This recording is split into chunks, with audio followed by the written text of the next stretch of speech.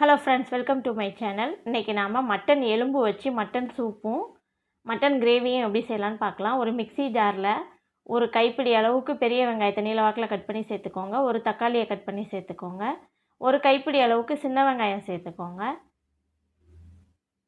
ஒரு ஸ்பூன் அளவுக்கு ஜீரகம் சேர்த்துக்கோங்க.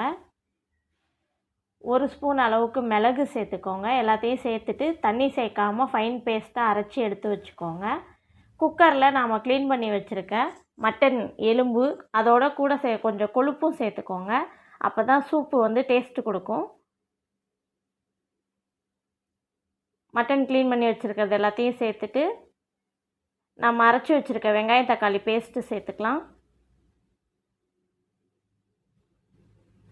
2 ஸ்பூன் அளவுக்கு இஞ்சி பூண்டு பேஸ்ட்டு சேர்த்துக்கோங்க. 1/4 ஸ்பூன் அளவுக்கு மஞ்சத்தூள் சேர்த்துக்கோங்க. உப்பு தேவையான அளவுக்கு சேர்த்துக்கோங்க. மட்டன் மசாலா ஒரு 4 ஸ்பூன் அளவுக்கு சேர்த்துக்கோங்க. கறி மூழ்கிற அளவுக்கு தண்ணி சேர்த்துக்கோங்க. கருவேப்பிலை கொஞ்சமாக சேர்த்துக்கோங்க. புதினா ஃப்ளேவருக்காக ஒரு 4 இலை மட்டும் சேர்த்துக்கோங்க. சேர்த்துட்டு எல்லாத்தையும் நல்லா கலந்து கொடுத்துட்டு விசில் போட்டு ஒரு 10 விசில் விட்டு எடுத்துக்கோங்க. நாம் வந்து எலும்பாக சேர்த்துருக்கோம், அதனால் விசில் அதிகமாக விட்டிங்கன்னா தான் எலும்பில் இருக்க கறி எல்லாம் நல்லா வெந்து வரும். இதுக்கு மேலே நான் வந்து எக்ஸ்ட்ராவாக பெப்பர் எதுவும் சேர்க்கலை. உங்களுக்கு தேவைன்னா சேர்த்துக்கோங்க. அவ்வளோதான், நம்மளோட மட்டன் சூப் ரெடி ஆயிடுச்சு. மட்டன் கிரேவிக்கு வந்து ஒரு மிக்ஸி ஜாரில் 3 அன்னாசி பூ எடுத்துக்கோங்க. 3 சின்ன துண்டு பட்டை சேர்த்துக்கோங்க. 4 ஏலக்காய், 4 கிராம்பு எல்லாத்தையும் சேர்த்து ஒன்றும் பாதியமாக அடித்து எடுத்துக்கோங்க. ஒரு கடாயில் 2 ஸ்பூன் அளவுக்கு எண்ணெய் சேர்த்துக்கோங்க. எண்ணெய் நல்லா சூடானோன்னே இஞ்சி பூண்டையும் ஒரு கைப்பிடி அளவுக்கு பூண்டு, ஒரு கட்டை விரல் சைஸுக்கு இஞ்சி சேர்த்து வதக்கி எடுத்துக்கோங்க. அதே எண்ணெயில் 2 கைப்பிடி அளவுக்கு சின்ன வெங்காயம் சேர்த்துக்கோங்க. ஒரு பெரிய வெங்காயத்தை நீல வாக்கில் கட் பண்ணி சேர்த்துக்கோங்க. சேர்த்துட்டு நல்லா கலந்து கொடுத்துக்கோங்க. வெங்காயம் நல்லா வதங்கி வரட்டும். நான் வந்து 1.5 தக்காளி சேர்த்துருக்கேன். 2 கிலோ மட்டனு நான் 1.5 தக்காளி சேர்த்துருக்கேன். சேர்த்துட்டு நல்லா கலந்து கொடுத்துக்கோங்க. தக்காளி அதிகமாக சேர்த்திங்கன்னா குழம்பு புளிக்கும், அதனால் அதிக தக்காளி சேர்க்காதீங்க. வெங்காய தக்காளியெல்லாம் நல்லா வதக்கி ஃபைன் பேஸ்ட்டாக தண்ணி சேர்க்காமல் அரைச்சி எடுத்து வச்சுக்கோங்க. ஒரு பாத்திரத்தில் 50 ml எண்ணெய் சேர்த்துக்கோங்க. எண்ணெய் நல்லா சூடானோன்னே லோ ஃப்ளேமில் வச்சுட்டு நம்ம ஒன்றும் பாதியமாக அடித்து வச்சுருக்க பட்டை கிராம்பு வந்து 1 ஸ்பூன் அளவுக்கு சேர்த்துக்கோங்க. 2 ஸ்பூன் மல்லித்தூள் சேர்த்துக்கோங்க. சேர்த்துட்டு பச்சை வாசனை போக நல்லா கலந்து கொடுங்க. பச்சை வாசனை போனோடனே நம்ம க்ளீன் பண்ணி வச்சுருக்க மட்டனை சேர்த்துக்கலாம். மட்டன் கொஞ்சம் நல்லா எண்ணெயிலேயே வதங்கி வரட்டும்.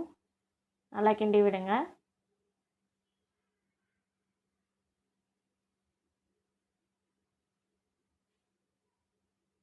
அடி பிடிக்காத அளவுக்கு பார்த்துக்கோங்க. அடுப்பை லோ ஃப்ளேமில் வச்சுட்டு நல்லா கிளறி கொடுத்துக்கோங்க.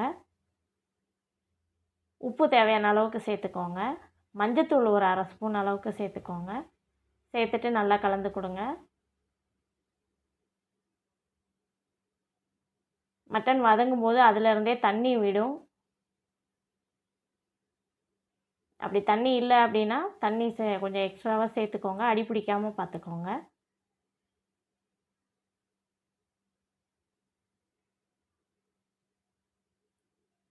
நல்லா கலந்து கொடுத்துட்டு 50 கிராம் அளவுக்கு மட்டன் மசாலா சேர்த்துக்கோங்க. சேர்த்துட்டு நல்லா கலந்து கொடுத்துக்கோங்க.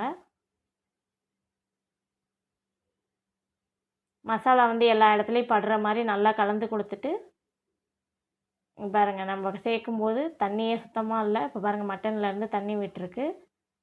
இப்போ கறி மூழ்கிற அளவுக்கு நல்லா தண்ணி சேர்த்துக்கோங்க. நல்லா தாராளமாக தண்ணி சேர்த்துக்கோங்க. தண்ணி சேர்த்துட்டு நல்லா கலந்து கொடுத்துக்கோங்க. அடுப்பை ஹை ஃப்ளேமில் வச்சு ஒரு தட்டு போட்டு மூடி வச்சு ஒரு 1/2 மணி நேரத்துக்கு நல்லா வேக விட்டுருங்க. நாம் வந்து குக்கரில் வேக வைக்கலாம், அப்படியே பாத்திரத்தில் போட்டு தான் வேக வைக்கிறோம்.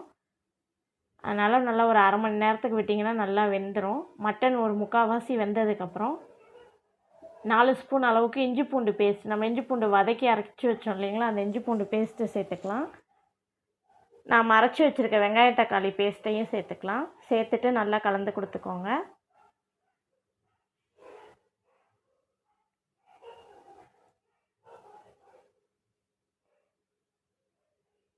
நல்லா கொதித்து வரட்டும். தனி மிளகாத்தூள் 1 ஸ்பூன் அளவுக்கு சேர்த்துக்கோங்க. மட்டன் மசாலா ஒரு 4 ஸ்பூன் அளவுக்கு சேர்த்துக்கோங்க. சேர்த்துட்டு நல்லா கலந்து கொடுத்துக்கோங்க.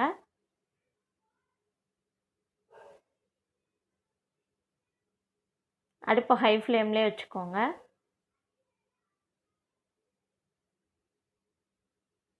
நல்லா மட்டன் இந்த மாதிரி வெந்து வந்தோடனே ஒரு மிக்ஸி ஜாரில் ஒரு கைப்பிடி அளவுக்கு தேங்காய் சேர்த்துக்கோங்க.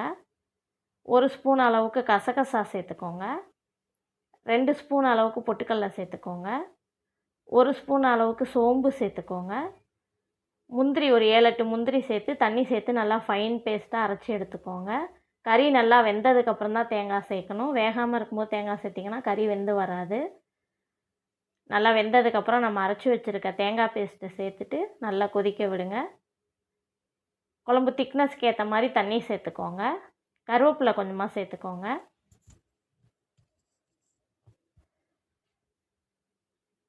கருவேப்பிலையும் சேர்த்துட்டு நல்லா கலந்து கொடுங்க. நல்லா கொதித்து வரட்டும். தேங்காய் பச்சை வாசனை போக நல்லா கொதித்ததுக்கப்புறம் மல்லித்தழை கொஞ்சமாக கட் பண்ணி சேர்த்துக்கோங்க. சேர்த்துட்டு நல்லா கொதிக்க விட்டுருங்க. ஒரு 10 நிமிஷம் கொதித்ததுக்கப்புறம் இறக்குனீங்கன்னா அவ்வளோதான், நம்மளோட மட்டன் கிரேவி ரெடி ஆயிடுச்சு. தேங்க்ஸ் ஃபார் வாட்சிங். சேனல் பிடிச்சிருந்துச்சுன்னா சப்ஸ்கிரைப் பண்ணுங்கள். தேங்க்யூ.